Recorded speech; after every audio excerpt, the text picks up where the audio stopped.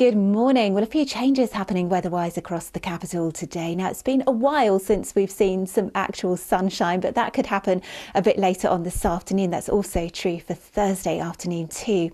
Now, the area of high pressure that's kept us dry, but also very grey and chilly over the last few days also, is moving southeastwards, allowing a cold front to sink southwards over the next day or so. And that's going to introduce a bit more of a westerly wind, some milder air, and also some breaks in that cloud. But it is another cloudy, chilly start to this morning.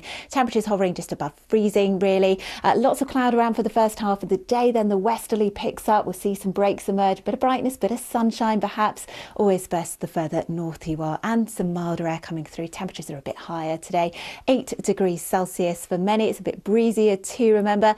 It will stay mostly dry overnight tonight as our weather front comes through. Maybe a few spots of rain, certainly thickening cloud, but also some clear spells for a time as well, and it's a milder start to the day on Thursday. On Thursday, a bit of a mixed picture. We've got some milder air, but it will turn colder. The cloud will break up, giving us some sunshine and a brisk northwesterly wind through the afternoon.